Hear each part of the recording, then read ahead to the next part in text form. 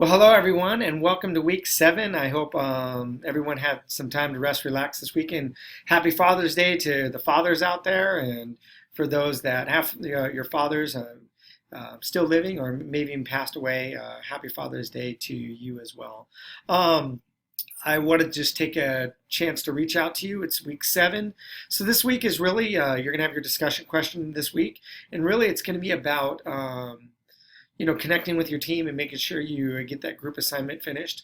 What I'm going to do is I'm going to make sure that I just put a sample of a past project just to give you an idea. I don't really want you to use their idea. I'd rather just see the format so that you feel comfortable when you're creating your group presentation and so forth. So in the announcements, I'm going to go there real quick. And here they are. So I did put the live session. The first group is Group D. We're going to start at 6 o'clock. Just a little bit of an announcement just to give you an idea how that night's going to work. It'll be our last time. And remember, your discussion question is with your 2 peers is due on that Friday because class ends on Friday and I have to have your grades done by Sunday at midnight. So just to give you an example, this is the schedule for that night. And remember, these times are estimates, should be 15-20 minutes. Remember though that when you do a PowerPoint and if you do cool graphics, which I like to do, I like to use actually Keynote, but I like to use cool things, but it doesn't really work in Adobe, and that's something that's going to be fixed with Blackboard Collaborate, which will be rolled out here soon in your future classes. So reach out to me if you have any questions, and I'll help you out as much as I can, okay? So going into week 7, take a look at that real quick. You just have your readings, chapter 6 and 7. Of course, the instructor overview. And then in week 7, you have your discussion question this week, and we'll take a look at that.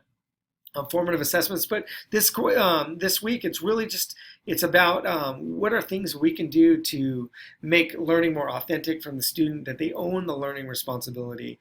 So that paradigm, or not even paradigm, but that schematic, that teaching schematic, so or the zone of proximal development. You guys are probably familiar with that. So it's I'm the teacher, so I do, you watch, and the students watch, and then it's I do, you help. Then it moves into you do, I help, to you do, I watch, and where it cycles in a lesson in those areas. And we want students, when we say own the learning responsibility, we want to listen to their conversations. It's really important as teachers, when we think about how we're going to assess them, that anecdotal evidence is good. It tells us a lot about how kids are progressing or how they're grasping a concept, a topic, whatever it might be. So it's really important for us to listen to students. And then when we do listen, for us to talk out loud. It's really important for us to use metacognition, talk out loud, so that we are affirming students that are thinking maybe the same way, or we're opening the door for other students to, oh, I didn't really think about it that way. So working with students, listening to their conversations, and then having them present information are really key. So it's a good question, good input this week. I'm looking forward to the input about formative and authentic assessments that really tell us where our students are. Again, it's really about knowing our who. So when we know our who, we can determine the what. So that's all I have this week. So I look forward to seeing your work next week. We're going to be seeing you on Wednesday night. If you're in Southern California, man, it's been super, super hot.